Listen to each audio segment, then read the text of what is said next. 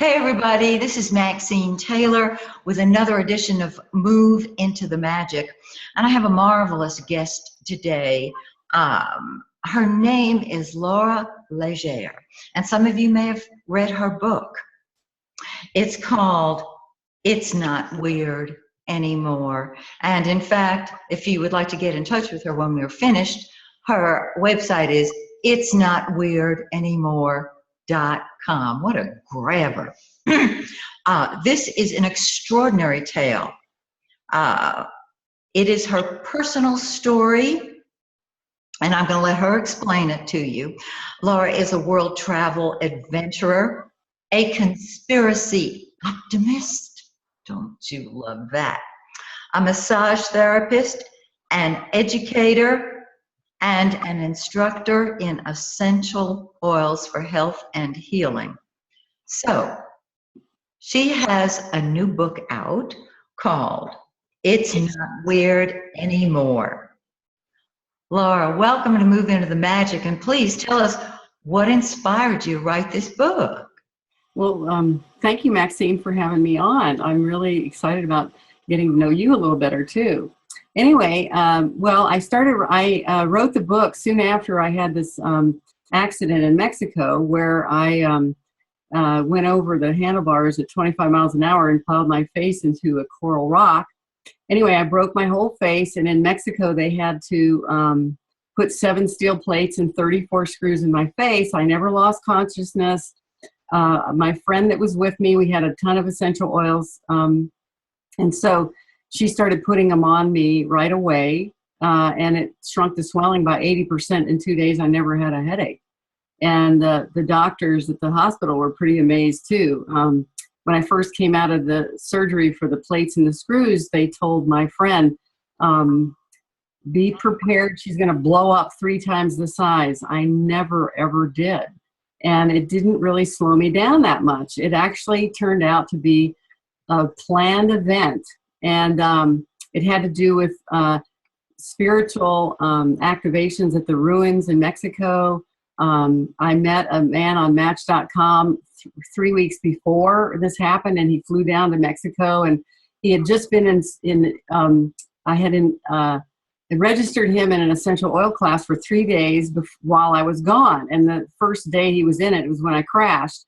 So I told him to stay, to stay there and finish it so he would know what to do. And my friend was with me. So the day he flew in, she flew out on the plane he flew in on.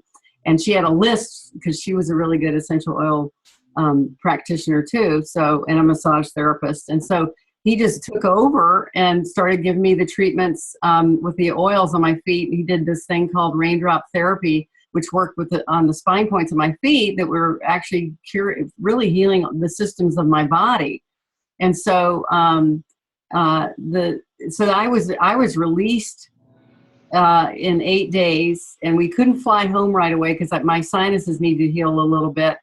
So the first night we actually went dancing, and I not very, I wasn't dancing my normal, energetic self.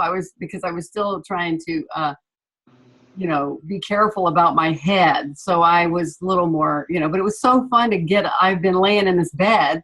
So it was really nice for me to just get up and move around.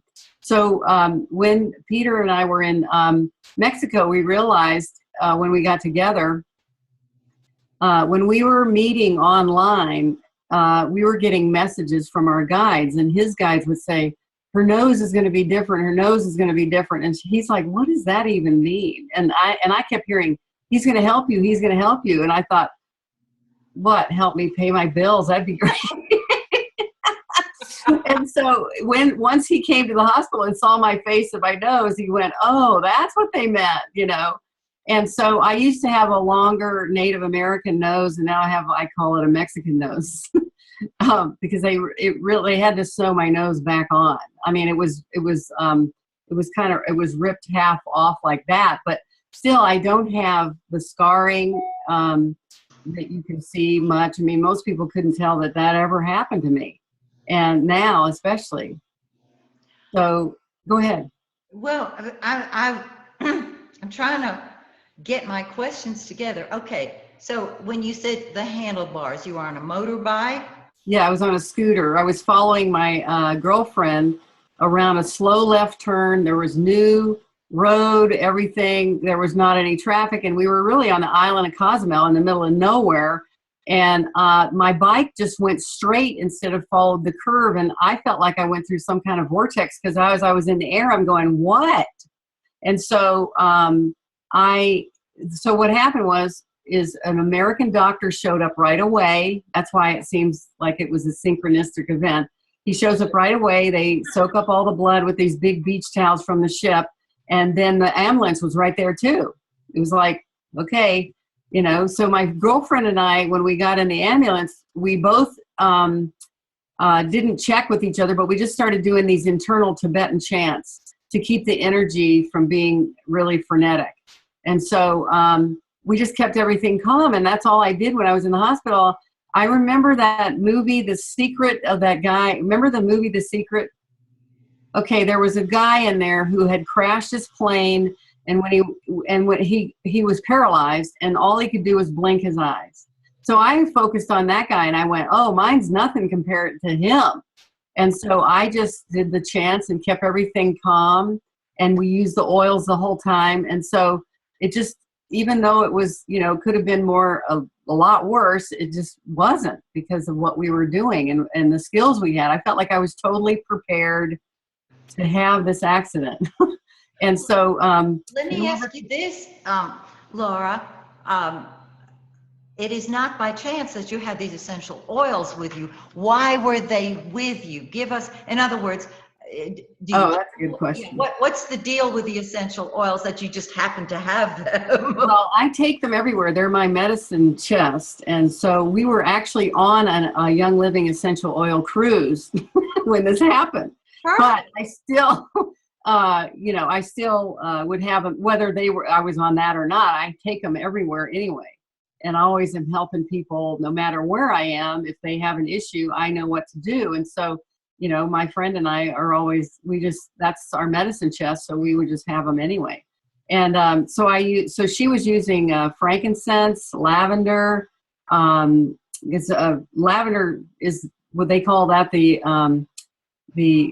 a Swiss Army knife of the oils, because that helps with calming everything down. It also helps with wounds and blood and everything. And so, and then frankincense is really good for skin and muscle and bone, and also any kind of infection. And so we use that, and juniper repairs nerves. We had that. We used helichrysum. Helichrysum is a really good anti-inflammatory. So really, I did not swell up. And then they did the Raindrop Therapy on my feet, which is oregano and thyme, which draws out viruses that hide along the spine, basil for muscle spasms and relaxation, cypress for blood circulation, wintergreen repairs bone, can help repair bone, and what's the other one? Marjoram. So you kind of smell like a pizza, but it's totally worth it. Marjoram is really good for nerves as well, and peppermint for digestion and tissue pain. And so those are those oils are fantastic. And one drop of Young Living's peppermint essential oil is equivalent to 28 cups of peppermint tea, and it takes up to an entire plant or more to make one drop of oil. So that's why they work so well, is because you have the most concentrated part of the plant you can possibly have.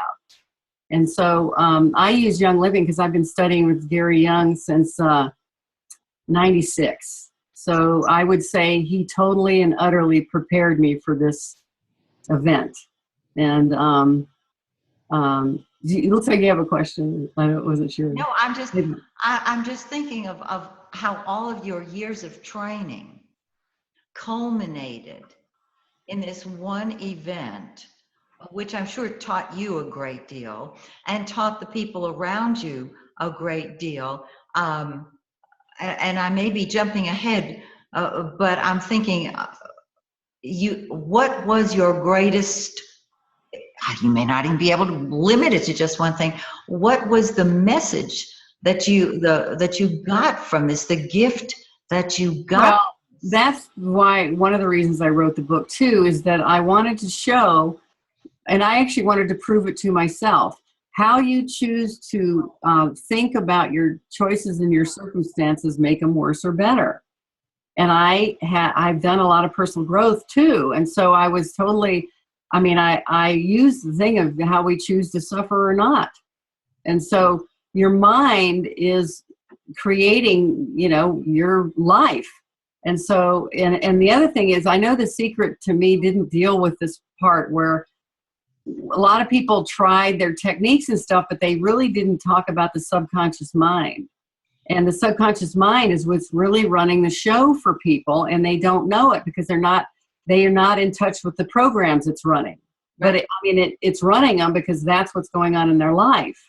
And so I've been very aware of that and working on changing any programs or hardwiring and things like that. Plus, I do have another healing practice that I do right now, and that is people. I work on people. It's called remote pattern clearing. And so I work with a chart and a list, and people ask me to clear them, and I clear them every day for like 3 months or more. And I'm clearing. I have this huge list of all these things that I'm clearing on people.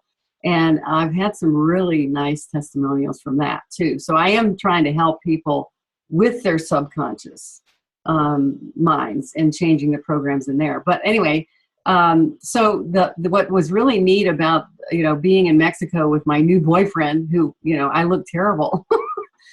Anyway, the first thing he said to me when he looked down at me, he goes, "You're like a diamond to me," and that was so wonderful. I really loved hearing that. It was really so amazing to be, meeting this person for the first time and going, wow, I really, and I told him, I said, well, I'm usually a low maintenance girlfriend. So anyway, we put together, so there was a woman on the cruise who gave me this DVD. She works with vortexes and things like that. She goes all over the world and she helps with the vortexes and activates them. So she gave us this Holy Grail vortex activation to do at the ruins the day that I crashed. And Julie, my friend Julie, and I, we didn't have time to go to Tulum where we were parked with the ship. And they don't wait for anybody. I mean, they take off. So we decided to go to a beach and project ourselves to the ruins and do the activation. Yeah. And so then when we were on our way back to the ship, which was the last day of the cruise, that's when I went off the road. So when Peter came to rescue me in the hospital, he had a DVD on crop circles. And so it matched what the DVD I had from my friend Mary Hardy. And so we realized we had to go and do the Holy Grail vortex activations at the ruins while I was waiting for my sinuses to heal. So we went all over and we did that at different ruins. And what my friend Mary Hardy told me, the one that gave me the original vortex DVD, is that there's an antenna system that's been set up around the planet that controls the weather and also keeps people asleep. And she said, if you do this activation at power points, it actually neutralizes that system around the area. And when I was in the hospital, they told me they had a storm a year before that was 150 mile an hour winds for 4 days straight. They didn't have a leaf left on the island, no food, electricity. So they were rebuilding, when I got there. And so I felt like it was important to protect that area. And for a few years afterwards, I would see that storms would move in towards them and then they would dissipate. So I thought that was somehow proof of what we had done. And so I have that in my book too, so people can do that wherever they want. It's not that hard. It doesn't take that long. Anyway, so then in order to really lift my spirits, Peter goes, well, where do you want to go? We got to go somewhere. We're going to travel somewhere. So we figured we wanted to go to Damanhur, Italy in the summer, by summer. So this happened January 18th, 2007. And by that same year, June, we were going to Damanhur, Italy, which is this amazing. Have you ever heard of Damanhur, Italy, Maxine? No, I haven't. It is I've been all over Italy. Oh, really? Okay, it's in northern Italy, about an hour north of Turin.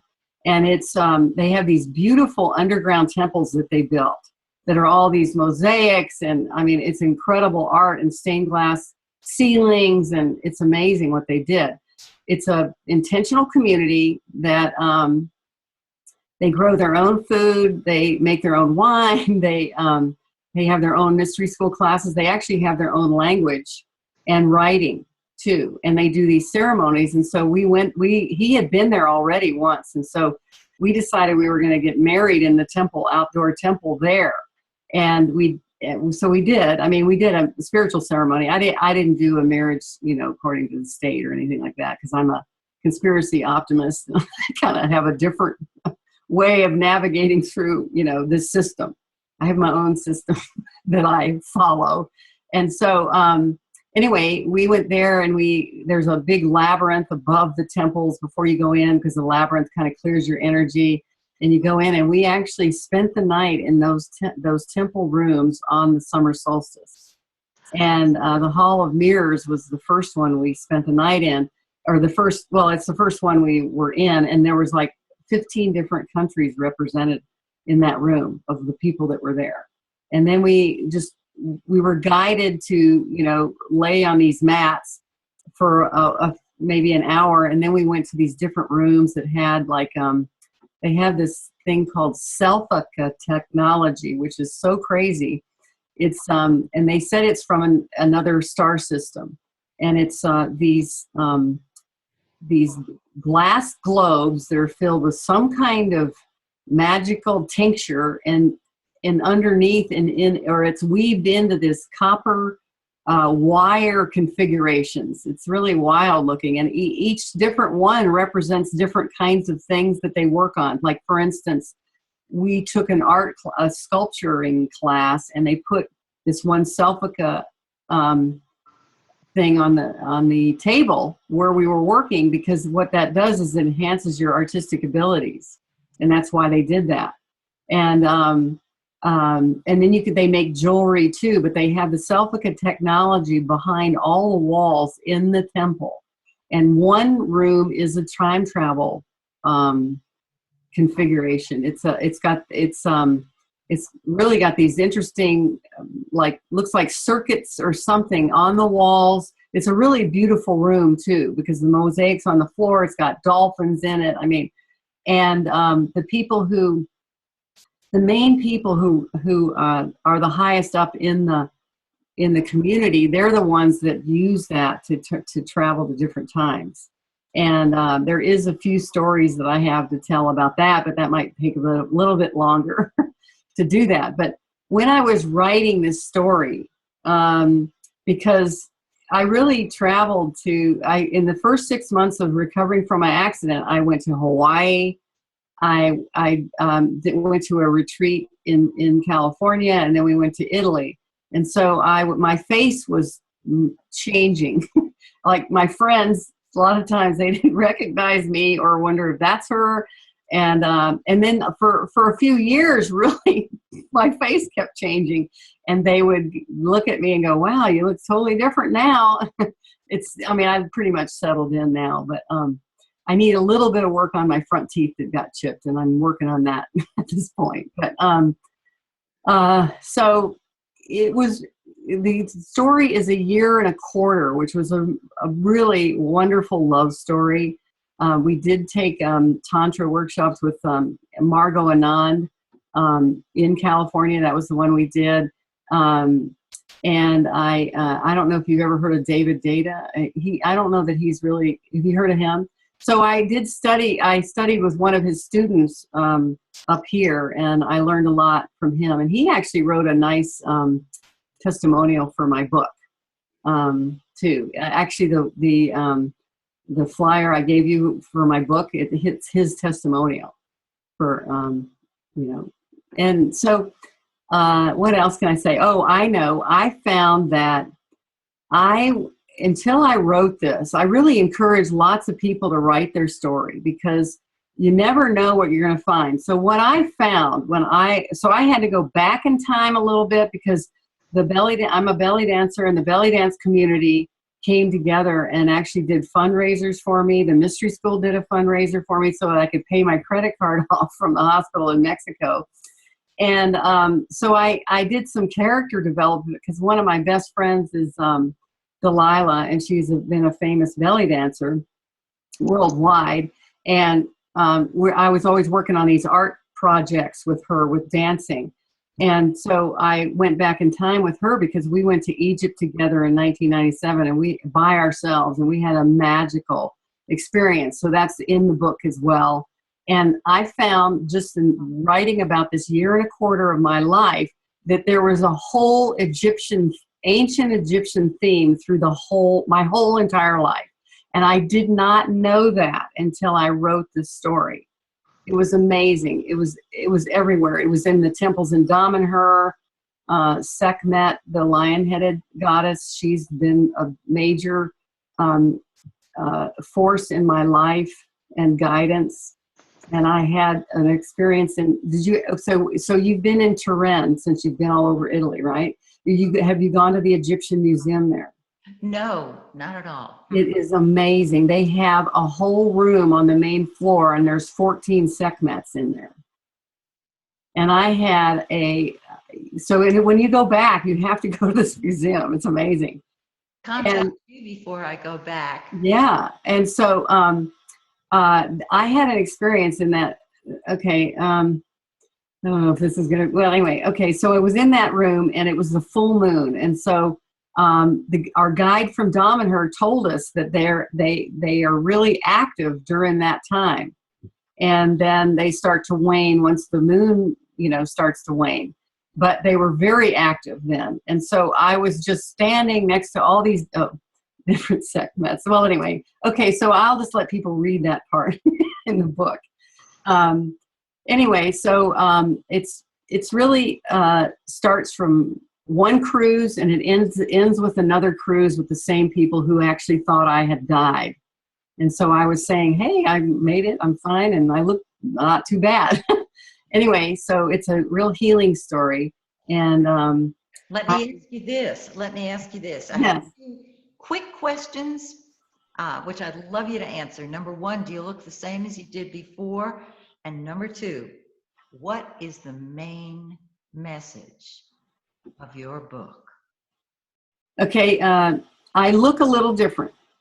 I do, but not too different that people don't recognize me. And my passport picture, even though it was older, it didn't seem to be a problem.